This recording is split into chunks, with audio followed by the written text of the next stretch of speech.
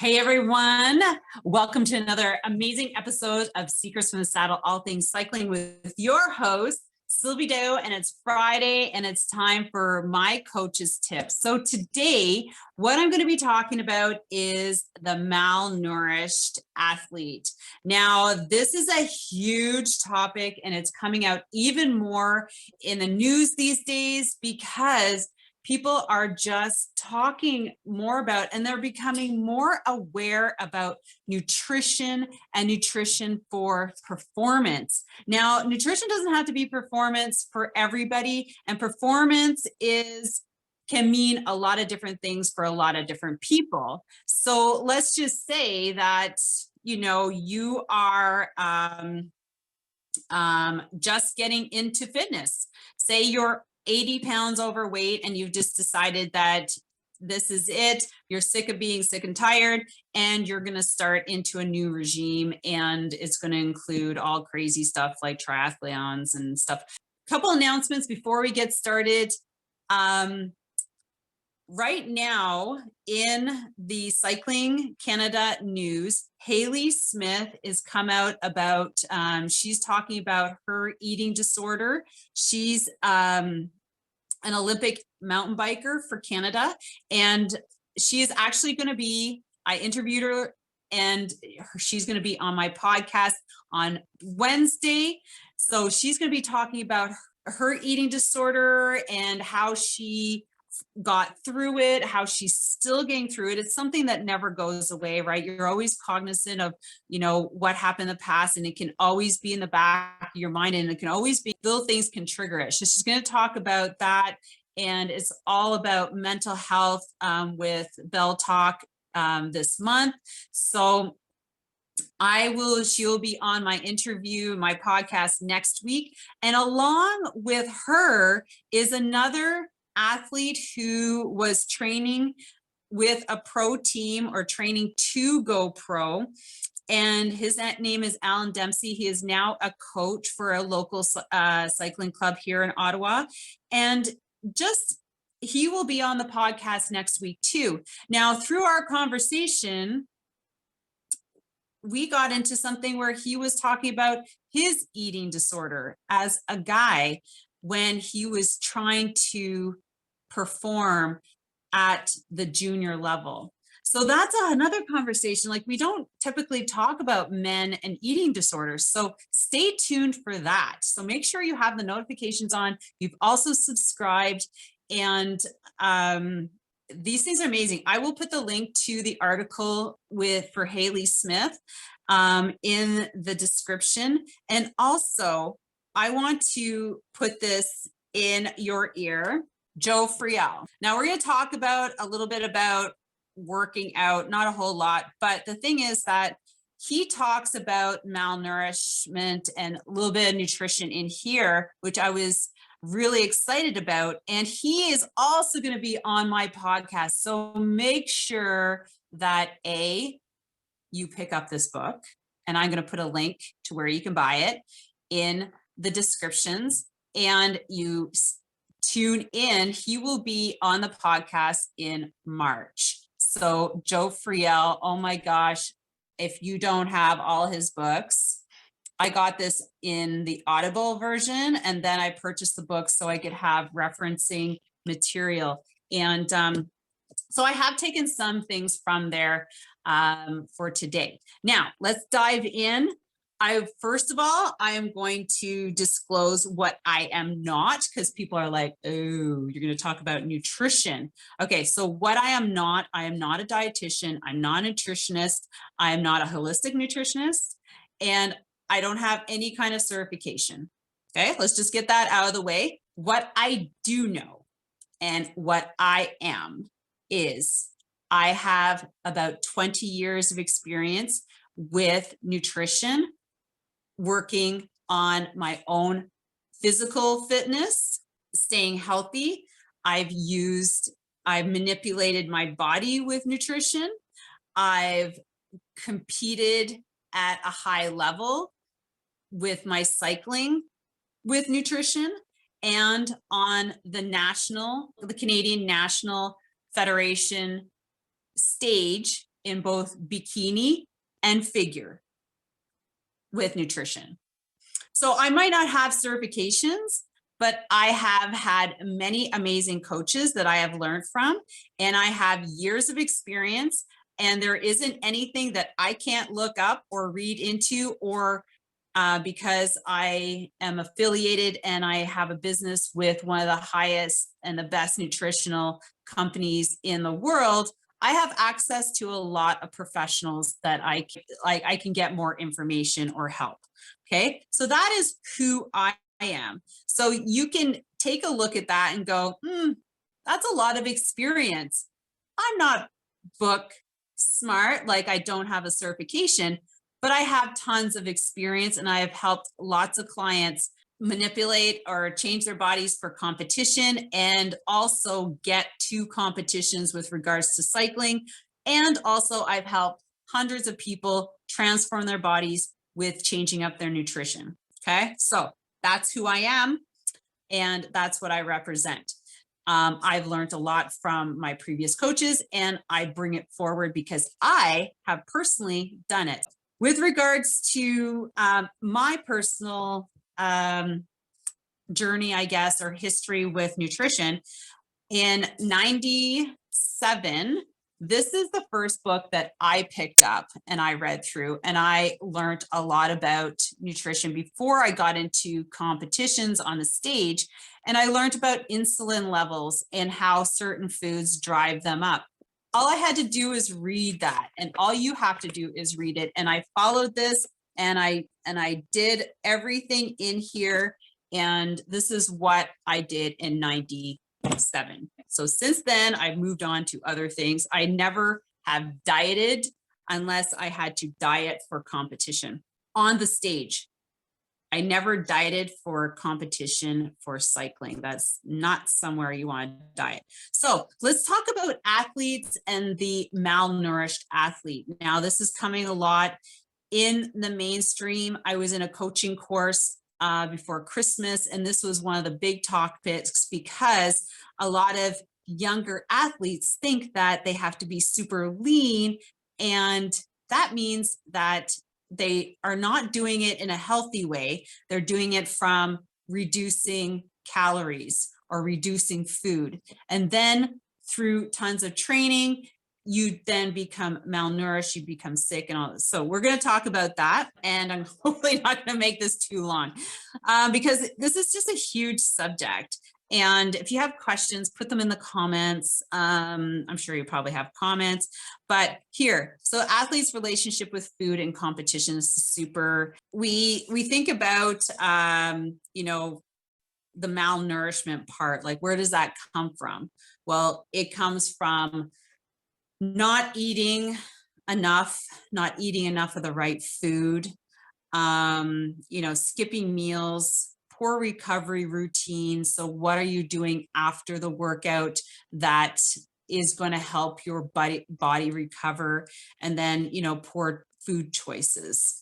So these are kind of like things that I see and I hear about athletes doing. I have an athlete right now. We had a conversation around food. Okay, so here's the thing. She is, and you know, like buying good quality food is a little bit more expensive, right? And so she's training like anywhere from, you know, her high training days is 12 hours a week. And that can be 3 hours of the bike, 2 hours on the bike, high intensity workouts, like 6 days a week.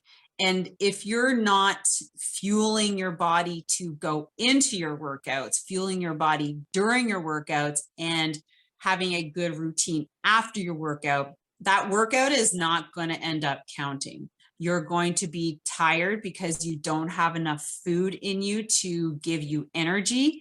You're going to be cranky. You're going to not recover. You're not going to sleep well. And then the cycle just accelerates throughout the week. So she was worried about weight gain. I'm like, seriously? We're not on a weight loss journey here. We're on a performance journey, and you have to eat like a performer. That means you need to put more money into your grocery bill. Okay. This is not like go buy $2,000 wheels because you need them. People will pay that kind of stuff, but they won't put it into their nutrition. Okay. And that's a huge problem. People are like, I can't afford it. I'm like, well, you just spent like 5,000 on a lighter bike because you think having lighter gear is better. Why don't you just put that extra $1,000 into better food choices over the next year and drop 15 pounds, and that'll help you a lot better. And then here's the thing. So when they become malnourished because they're not eating enough food, then the problems start happening, right? So I'm concerned that she's skimping on food, she's not eating enough. And when I hear that she has a super tired week and she can't put in her workouts, well, that is a setback. What the result is that, you know, you're dropping your cognitive function. So you got brain fog, you know, poor decision making. So if you're kind of like that on the race course, then poor decision making can be real detrimental to your performance. You can have a crash, you could not sprint, you don't have the right amount of energy to stay with the group. There's all these things that are going to hurt your performance. And it doesn't matter how much training you did beforehand. Then, you know, increased in injury, you're not recovering properly, you're not sleeping, you're trying to push out harder workouts, which ultimately decreases your performance and you don't get where you want to be. This is all a result of not putting nutrition first and foremost, and having a bad kind of a not healthy relationship with nutrition, thinking that you have to starve yourself to lose weight to get faster. And it's funny because like when I talked to Alan in our interview, basically that's what he did. He hardly ate and he would go out and do a 120-kilometer junior race. And if you've ever been in that situation, it's fast from start to finish for 5 hours. And how can you possibly push your body to do that kind of workout or race or event if that's what you're doing?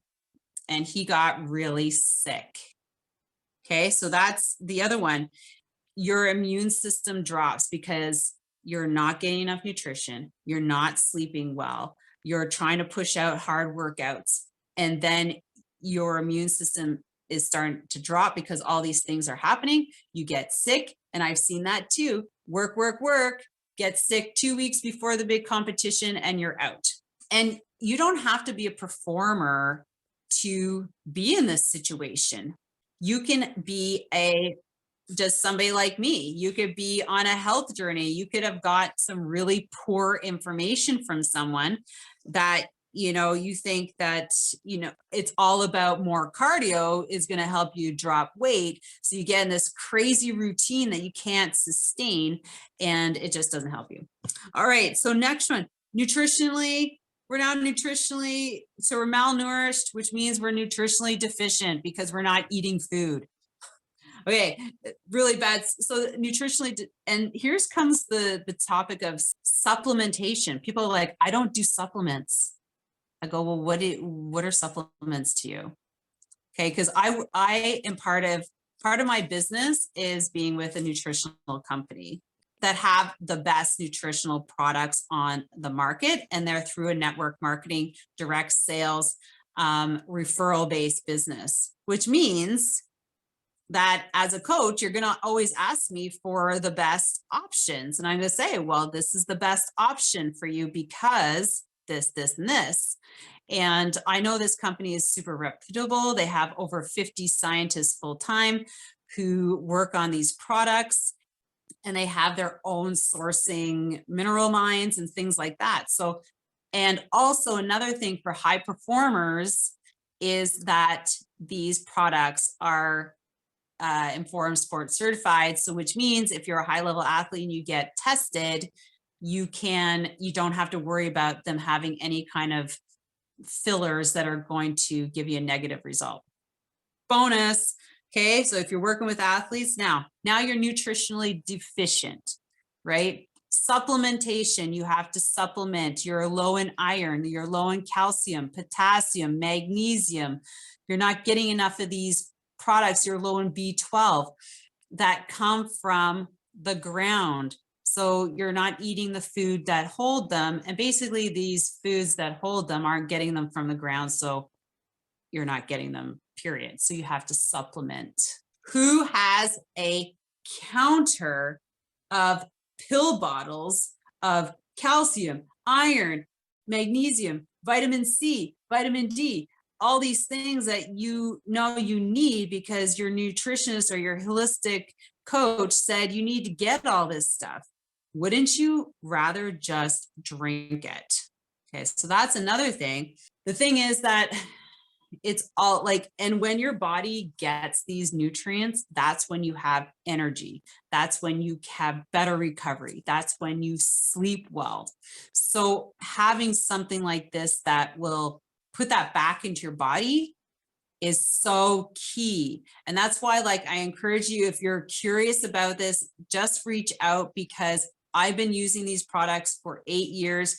I gravitated to them because as a fitness and figure competitor, I understand what it is to eat balanced food, because you have to in order to get the results you're looking for. And so when I saw this, I was like, oh my gosh, this is amazing.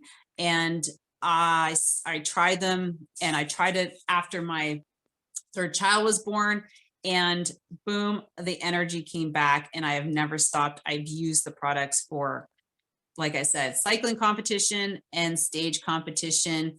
And I've podiumed on many events, cycling and stage. And they're just amazing. So that's where I need to end this, is like, the malnourished athlete is missing so many of these things because they've either have a bad relationship, or you don't even have to have an athlete. There's so many people who have really bad relationships with food, and they've learned something, or they've heard something, or they've read something, and now they go and they get blood work and they're low in this and this and this, and you have to buy all this. So imagine you could just get it from one spot. Another thing is, it's just convenience as an athlete, be able to travel, because I know it's like, I've raced for 8 years, and traveling with food, I never went out of the country, so I didn't have to deal with time zones and different cultures. But I did, one of my coaches' friends told me, he goes, the first thing they always did is they brought probiotics, and they got yogurt, and they ate yogurt before, in any other country, before they went to competition, because the probiotics would like coat your stomach. So you don't want to eat something unfamiliar and have a super bad stomach ache or get diarrhea when you need to race the next day. You know what I'm saying? So we tend to gravitate to the things that we know that work.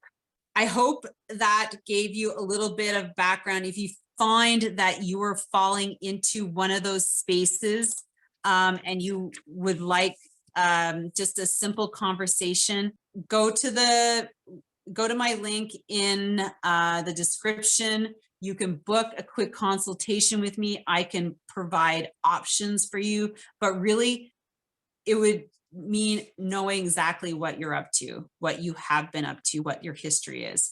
And so with closing on this, this nutritional segment, I have a couple places that people can join to learn. They're all in the links. So I have a health and wellness tribe on Facebook, and we talk nutrition, we do challenges.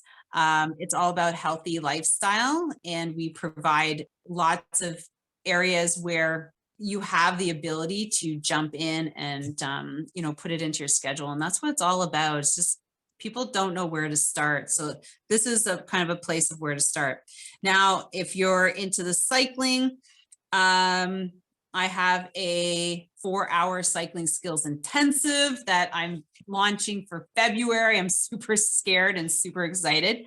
And also, don't forget, Joe Friel will be on here, and my amazing interviews next week who are going to talk about their journeys, hardships with nutrition as competitors. So with that, don't forget to subscribe. Don't forget to share. If you know somebody who's kind of in that space, please share this. It's so important, so important. I can't even tell you. But with that, have an amazing day. Have an amazing week. Subscribe, put those links on. Don't forget to go to YouTube. This will be on there as well. And have an amazing day.